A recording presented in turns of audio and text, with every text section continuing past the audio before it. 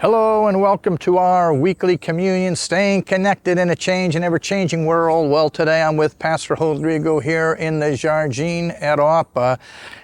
This is kind of a garden area. We're coming off of our Easter celebration, and I wanted to just take a few minutes to direct your attention to where we're going Sunday morning.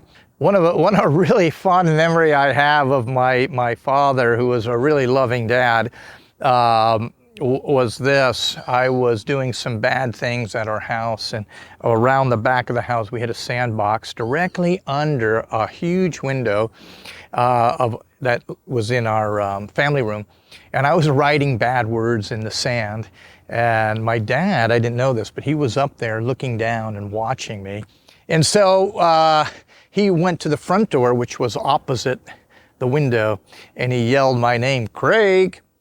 And well, I heard that not from above me, but from around the house. So I covered up all my badness. I hid it. And I ran to the front, and I came around the corner, and there he was. And I could see that he was a bit angry. I could see it in his eyes. And he asked me, Craig, what were you writing there? And I assumed he didn't see, and I just said, nothing, Dad. Well, he picked me up by my arms like this, and he looked at me face to face, and he said, I saw you. Well, at 9 years old, I sensed the wrath of my dad. And it's interesting, as we grow in family, especially with loving parents, there's a side of our parents that's very loving and affectionate, but there is also a healthy side of anger and wrath, especially when it's against things that can hurt us. You know, in the Bible, we often read about the wrath of God. In Jeremiah 6, the prophet is writing to the religious leaders and the king, and he's saying, don't you have ears to hear the word of the Lord? And he said, no, you're busy about doing your corrupt business.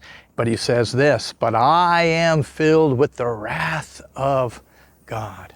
Well, Romans 1:18, and that's our text for Sunday, says this, the wrath of God is being revealed from heaven against all the godlessness and wickedness of men who suppress the truth.